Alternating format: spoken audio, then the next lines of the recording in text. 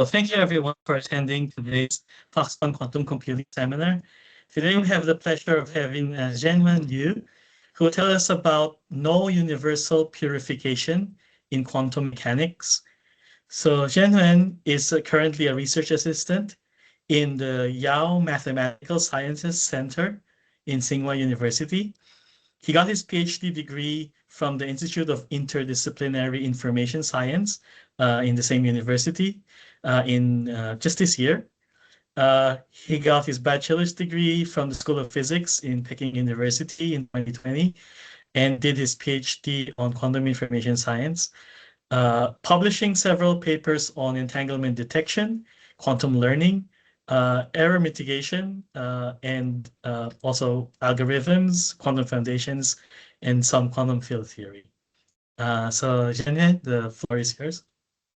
Okay, thank you for this very nice introduction, and I'm very happy to be invited here to introduce our work to you. So this work is about no universal purification in quantum mechanics, and this is a joint work with Zhenyu Du from Tsinghua University, Zhenyu Cai from Oxford, and Ziwen Liu from Tsinghua University. And okay, so this is the archive number. You can see our manuscript. And I'm so sorry about the device. You cannot see my face, and also I cannot see your face. Okay. So I think this is so the time limit is around 40 minutes. I remember. Yeah, like the entire seminar is like 1 hour. So as long as you're within that, it should be fine. Yeah. Okay. I think it's fine because the slides is very short, and if you have any questions. If you have any questions, you can just interrupt me and ask. I'm very happy to answer questions in this talk. Okay, so I want to first introduce myself. I'm Zhenhuan Liu. I got my PhD from Tsinghua University in June this year, and I work on now I'm waiting for the visa to go to do the postdoc. Yeah, so actually currently I'm unemployed, and I'm recently visiting Abu Dhabi, so I'm now in Abu Dhabi. I'm very happy they have some temporal positions. Yeah, and I work on quantum information science, and I work on many different fields in quantum information science, like quantum foundations. So like basically this work is about quantum foundations. And in quantum foundation, I also work on resource theory and some studies of entanglement and quantum magic. And I also work on quantum learning, including some specific protocols to do quantum learning, like random environments or class of shadow. And I also am very interested in analyze the sample complexity limitations of certain quantum learning tasks. And I'm also working on benchmarking. And I'm also very interested in quantum noise, especially some protocols to deal with quantum noise, like quantum error mitigation, quantum error correction. And I'm also working on some other things like experimental cooperation and Norman-Cohen process. Okay, so if you are interested in some of them, you can also send an email to me. Because I'm now waiting for the visa, so like I canceled my Google Scholar, so maybe you cannot check my Google Scholar.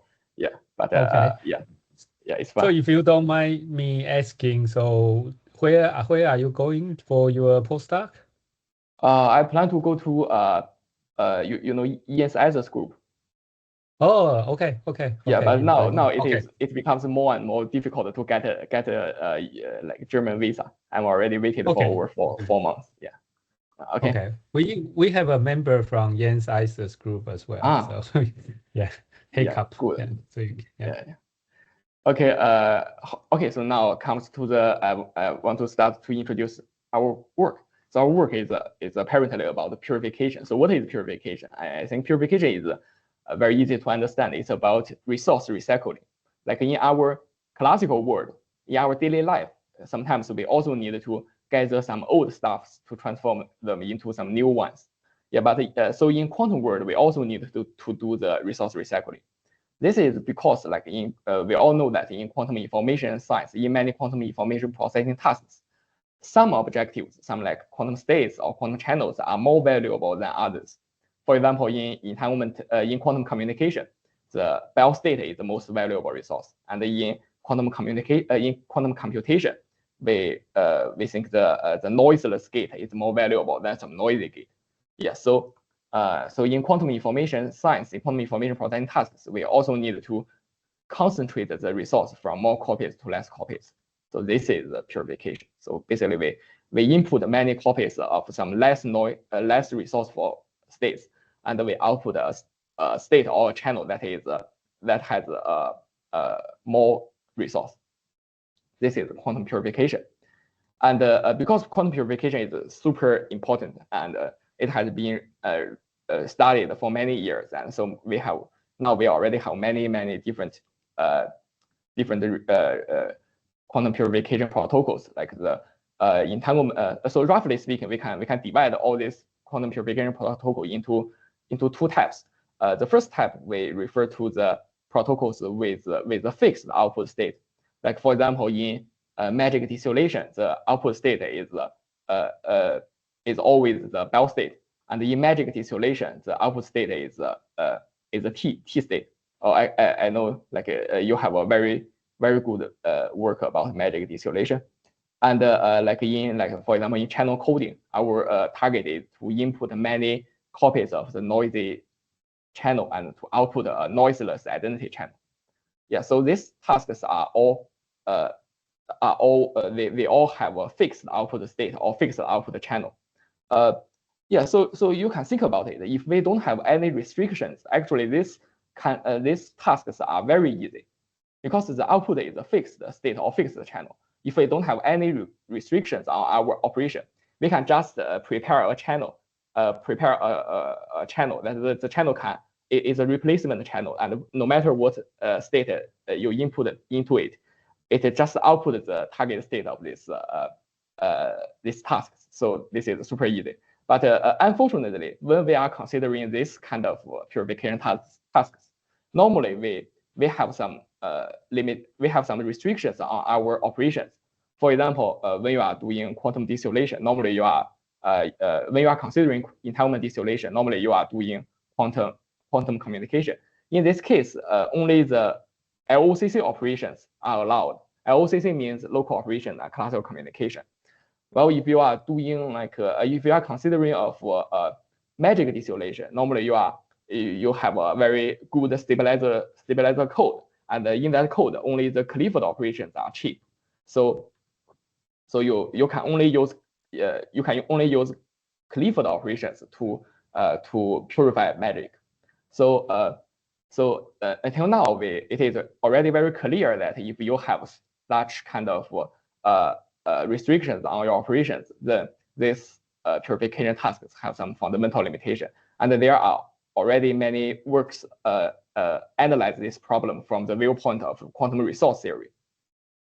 Okay, so another type of quantum purification task is those without fixed output state. Like for example, in the state purification task, our target is that you input many copies of density matrix, a noisy state, and you want to output a pure state, which is the principal component of the input state rho. So by principal component, I mean that this is a pure state and it is an eigenstate of rho, and the eigenvalue corresponding to this eigenstate is the largest eigenvalue of rho. So this is what I mean by principal component. And in channel purification, the task is about input many copies of a noisy channel and output some unitary channel, which is the closest unitary channel to the input noisy channel. And another kind of task is called dilation state preparation. This dilation state preparation means that you input many copies of a reduced density matrix rho A, and your target is to prepare some larger pure state, and the reduced density matrix of the larger pure state equals rho A. So you see in this tasks, the output state is not fixed. So like the output state is a function of the input state. So this is the second kind of quantum purification tasks. And different with the first type, normally when we are considering of doing these tasks, we normally don't have restrictions. Like you are not like for example, you only allowed to do LCC or Clifford. We don't have these restrictions. But however, for so it seems like because we don't have any restrictions, then maybe it is very easy to achieve this task. But it turns out no, like until now, no one ever developed a protocol that can achieve all these tasks perfectly. Yeah, so all the protocols we have about these tasks, they can only approximately realize this task with some certain sample complexities, although we don't have any restrictions on the operations. So I hope it's clear until now. So what we want to ask in this work is that what is the fundamental limitation for these purification tasks, even without restrictions on free operations? So what kinds of properties of quantum mechanics may give some fundamental limitation for this quantum purification task, which does not have a fixed output state? Okay, so this is the central question we want to ask in this work. And okay, so if you don't have any questions, I will just continue. Okay, so I think this page summarizes the results we have. Okay, because I cannot hear you for a very long time. Are you still there? Yes. Okay. Oh, okay, perfect. Yeah. Okay. Maybe I want to check it like after 10 minutes. Okay, nice. So, okay, sure. Yeah, so this page summarizes our main results. So what we prove is that the linearity and the positivity of quantum mechanics fundamentally limits rule out the universal quantum purification. So let me describe it in detail. So basically, what we prove is that it is impossible to input a finite copy of some states and output a pure state, which is a function of the input state. So we prove that this kind of task is impossible in quantum mechanics. Okay, I will show our results in detail later. So, but before I introduce our results, our theorems. I want to highly recommend you to read our paper, because our paper is we try to make our paper very easy to read.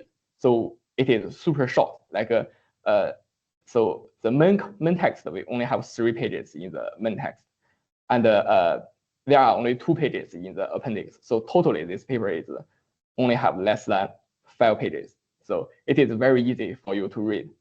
So if you have any if you are very interested in some details of this talk, you can just read our papers. It's very easy to read. Okay, so now I want to introduce our main theorem. So actually, what we found is so our main theorem is a purely mathematical theorem, really mathematical theorem, just a mathematical observation. So we prove that given any positive map, so our requirements for the map is just positive. It does not we don't require it to be like a CPTP or trace preserving something. We only require it to be a positive map and non-zero. It is a non-zero positive map. And for any integer t, suppose we have any quantum state which is supported on a subspace of the space of density matrix with dimension larger than 2, then if you assume for any input state rho, the output of M is proportional to some pure state, which depends on the input state rho. If you assume this, then the output state should be a fixed state. The output pure state should be a fixed pure state. So let me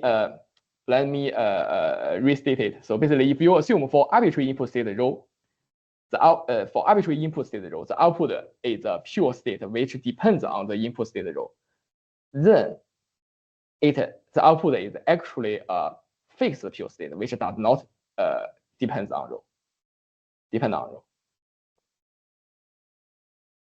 Okay, so basically, we can summarize our conclusion like this. So with a finite number of input copies, it is impossible to produce an input-dependent output pure state. This is our main result.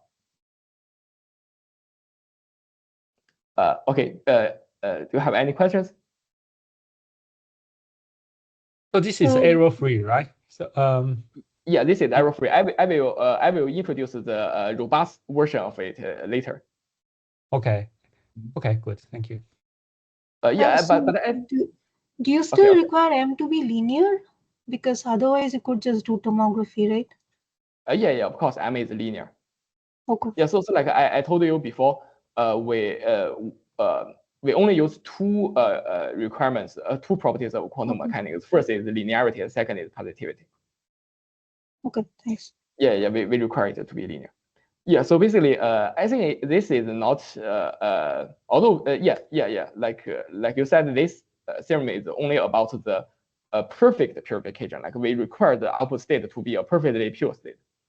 Then our theorem shows that it is not possible. So, but this is already very, I think it's not already not super straightforward, because this only works for the second type of purification, which has not fixed output. But like for the first kind of purification, you can always do this, because you can just prepare a replacement channel and which always output the target pure state. It is possible, but our theorem tell you that for the second type of quantum purification, it is not possible. Okay, so if you have any other question, you can just ask. If you don't have, I can tell you how to prove it. I want to say that I know people don't like proof, but this proof is super easy, super simple, and I promise this is the only page you need to use your mind, use your brain. Okay, so please follow me. Okay, so let's consider a state. Let's consider two states. The first is rho 0, the second is rho 1, and now we mix them. We mix them using some positive coefficients x and 1 minus x. They are all positive value, and then we define a quantum state rho x, and then we input rho x tensor t into the positive map. And yeah, so by assumption, we know that this output state should be proportional to some pure state, and the pure state depends on the parameter x, because it should depend on rho x. So then this means that it depends on x. Okay, now we can decompose this input state. What's the English name? By binomial decomposition, something like that. Okay, you can decompose it into this in this form. And here, this pi sim just means the symmetrization. So like for example, if I input rho 0 tensor rho 1 into this symmetrization, the output is just like rho 0 tensor rho 1 plus rho 1 tensor rho 0 divided by 2. So this is just a symmetrization operation. Okay, now let's define the coefficients. Define these coefficients as ak, and we define this. So basically, this is the we input the symmetrization of rho 0 tensor k tensor rho 1 tensor t minus k into the M. This we define this, the output of this, as a matrix mk. So basically, ak is a number and mk is a matrix. Then we can simplify this equation. We can simplify this equation into this form. So basically, the summation of ak times mk is proportional to some pure state phi x. Okay, so now let's make some very simple observation. The first of the two observations. The first observation is that ak is larger than 0. So by definition, because I told you that x is a positive value, and 1 minus x is also a positive value. So ak is larger than 0. And because we assume M to be a positive matrix, a positive map, And you can see that the input of M, the symmetry after symmetrization is also a positive matrix. So the output matrix, the MK matrix, should also be a semi-positive matrix. Okay, now let's think about this.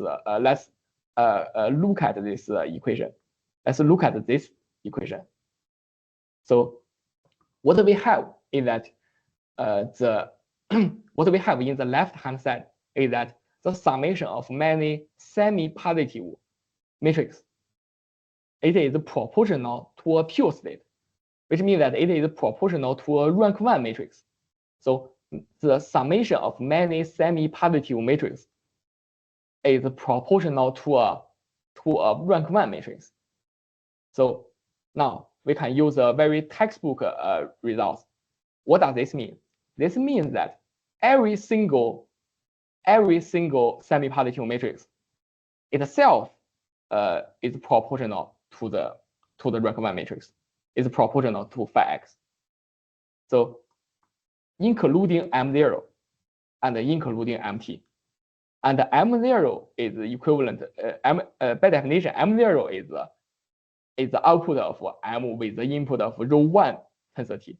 And MT is equivalent with the output of M with the input row 0 tensor T. So now we know this is proportional to x, phi x, and this is also proportional to phi x. So we know for arbitrary input state row, actually the output should not be dependent on x, and it is a fixed pure state. Okay, and if you carefully look at this proof carefully, you will find that we only use 2 properties of quantum mechanics. The first is linearity. The second is positivity. So we only use these 2 properties, and we can use these 2 basic properties to rule out a very large kind of quantum purification task. Okay, are you still there? Do you have any questions? Yeah, Hello? still here. Okay, good. Yeah, still thinking if I have a question or not. Okay. Okay, nice. If you don't have question, I can move on, and if you have question about this part, I can also come back later. Okay, so yeah, I think you can. Yeah, you can go on. Okay. For now. Okay. Thank you. Okay, and I want to make some remarks. The first remark is that so you can see that our only requirements for the map M is that it is positive map. So our theorem works for all the physical operations, including measurement and post-selection. And it can be easily generalized to channel case, because we know a quantum channel is equivalent with its Choi matrix, with its Choi state. So if you do any operations, any linear operations on quantum channel, it is also equivalent with you perform some operations on the Choi state of the channel. So our results can be very easily generalized to say that it is also impossible to transform a finite copy of the channel into an input dependent unitary. This is also impossible because the Choi state of a unitary is a pure Choi state. And I think a very interesting observation is that our results have some very intriguing relationship with the third law of thermodynamics. Like you can set the input state to be some thermal state with some fixed Hamiltonian. Then our results tell you that an infinite copy of this thermal state is required if you want to increase beta to infinity. Yeah, so it is also related with the third law of thermodynamics. Okay, so let's move on. So like you asked before, so our main result is only about the perfect purification. So, but we all know that in practical quantum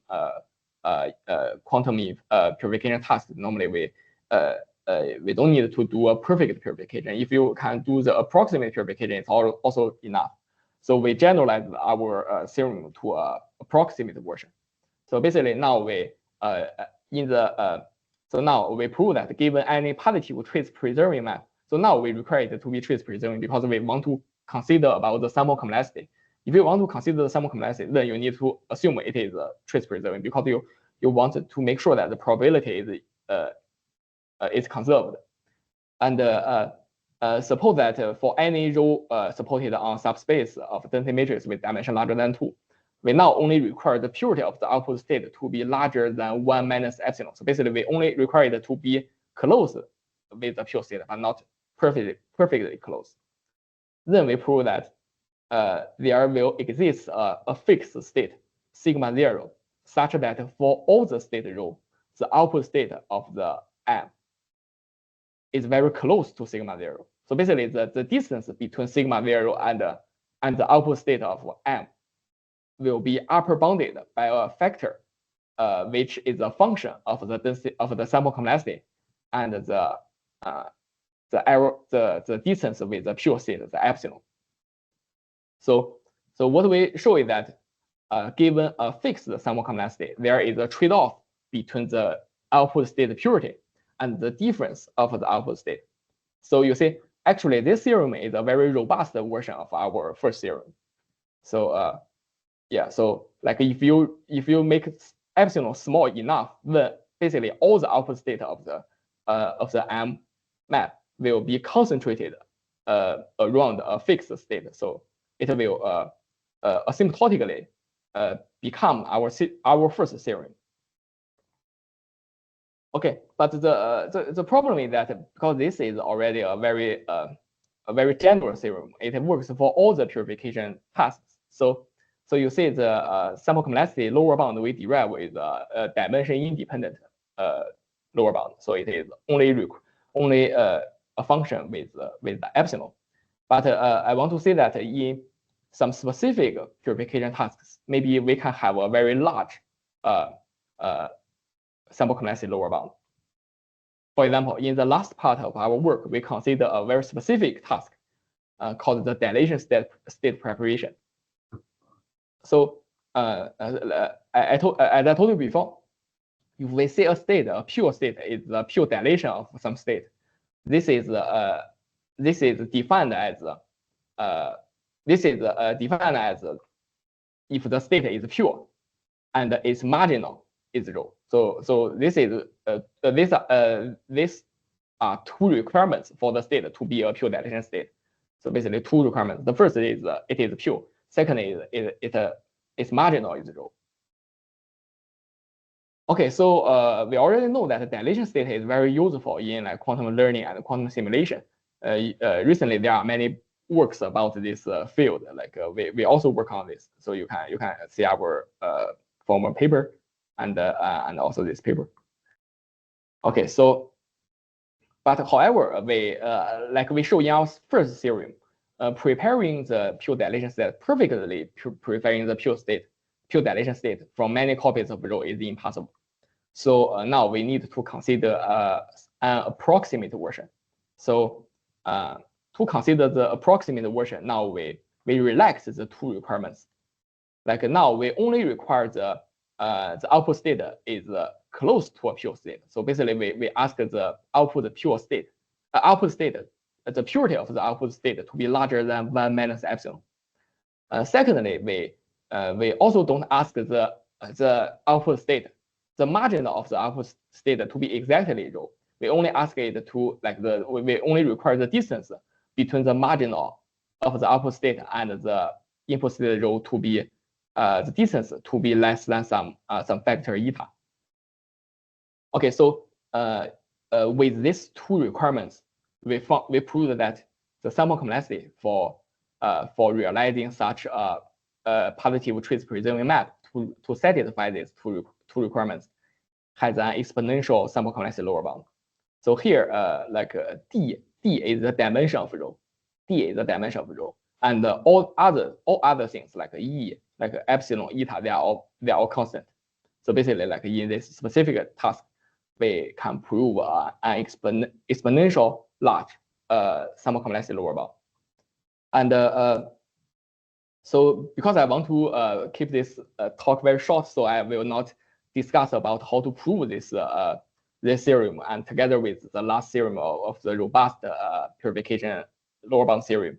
Although I don't want to introduce the proof, but I want to emphasize that the proof of these two theorems are highly related with the proof of the first theorem I introduced to you before. So basically, they are just some consequences of our main theorem, the theorem for the perfect purification. So if you are interested in them, you can see our paper.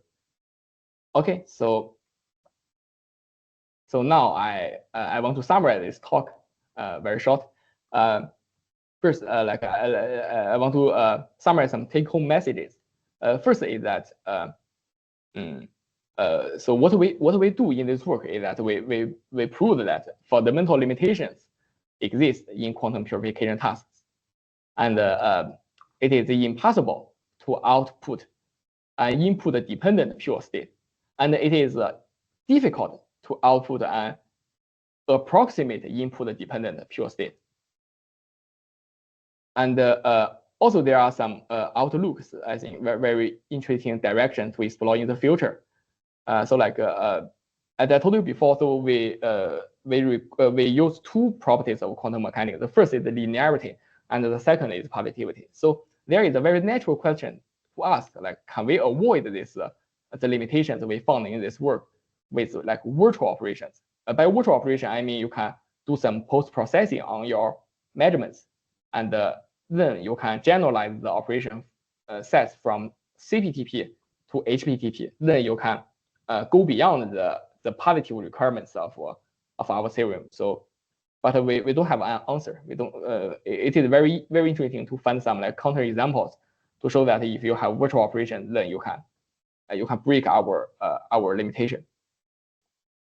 And the second outlook, I think, is also very interesting. Like I told you before, so I think maybe you know what is the resource theory. So basically, in resource theory, we will have some limitations on our operations. Like you have some free operations, and then we will and the target of quantum resource theory is to analyze the limitation or the capability if you are only allowed to do free operations.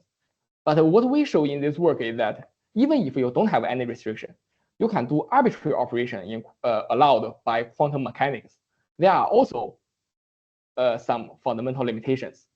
So does this mean that we can build a very general resource theory? So basically, we can view all the operations, all the allowed operations in quantum mechanics to be free operations. Then, but now we also have some limitations. We also have some limitations in certain quantum information processing tasks. So I think this is also a very interesting question. And okay, so basically these are all the results I want to show. I want to introduce to you. Oh, sorry, I forgot to make a page about like thank you. So I think it's already finished. All right. Yeah, no, it's fine. Yeah. So thank you very much for this very splendid talk with some nice and quite easy to understand main result. Yeah. So yeah, I guess you actually ended quite early. So we have plenty of time for discussions. So anyone who has like questions and comments, please feel free to unmute yourself now.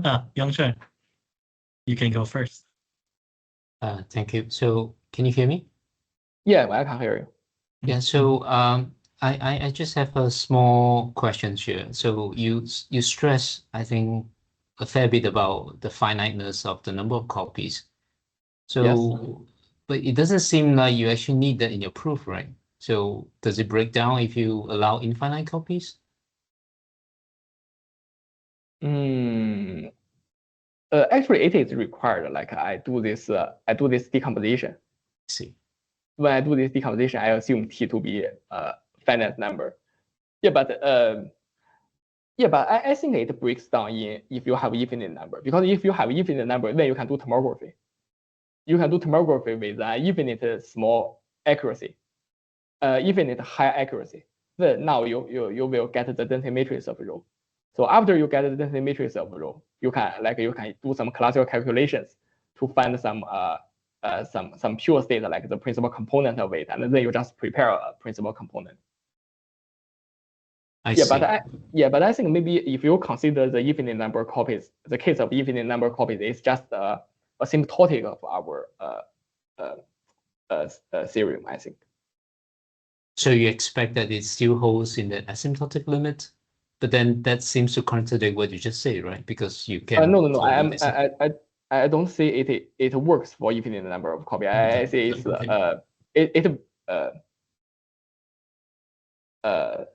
how to say? I think it will be violated in infinite number of copies, but I don't think it is very physical. Sure. It's not. I'm just wondering whether this is okay. But I think you have clarified that indeed there's a problem with the expansion just now if you allow infinite t. Yeah. So maybe a second question. So when I look at your proof, it looks at least superficially similar to how one would prove a no cloning theorem. I mean, not the same. I mean, this is more sophisticated. Do you think there's a way to actually generalize this further so that you have both of these as special cases?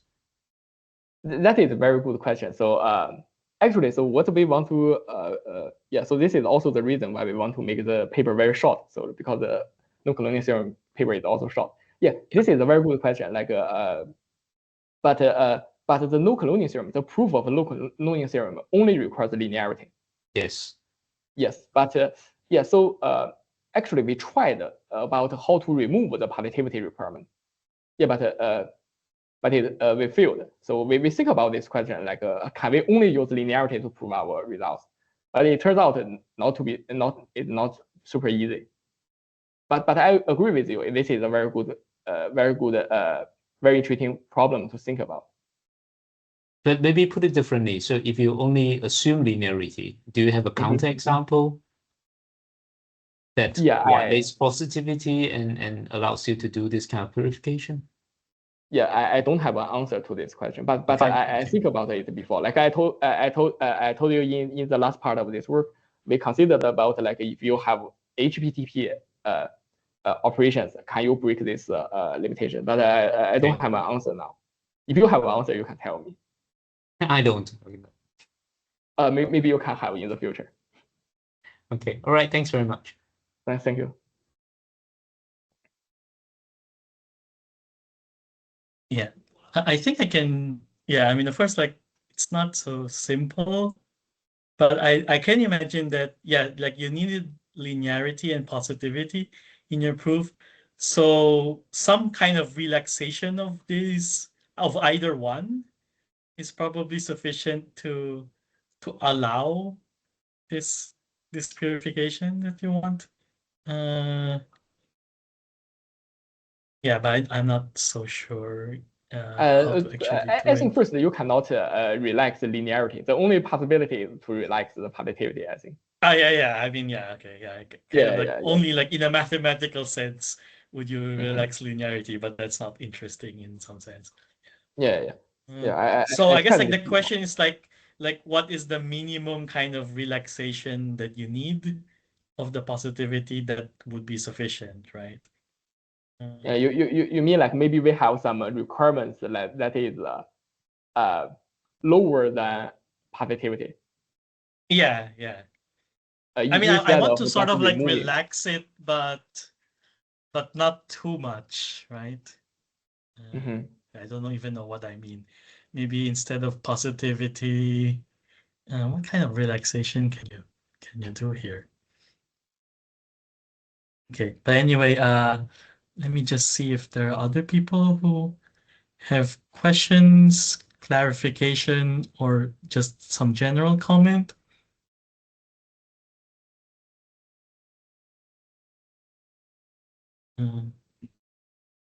So like earlier, so when you're allowing infinite copies, so that's really the only place where the tomography comes in. Is that the way to think about it? I think you can also think about it using this our approximate version. our approximate version. Like if you allow t to go to infinity, then epsilon can also go to 0. Okay. Mhm. Yeah, so I think this can also be understood using our approximate purification theorem. But like tomography is just an example about how to do this if you have an infinite number of copy. And how tight is this trade-off that you're showing here? Yeah, this is a very good question. So it is still not tight. So like the lower bound we derive with is this, but the upper bound like if you have any protocols to do this purification, the sum complexity of them are all the upper bound. But the lowest upper bound we have now is like epsilon to the -1. So this is not tight now. We are also thinking about the problem of how to further increase it. Yeah, I mean, yeah, but it's understandable. Yeah, I mean, of course, like sometimes of course, your proof technique will give you something that is not necessarily the tight one. Yeah. Yeah. We need to adjust our proof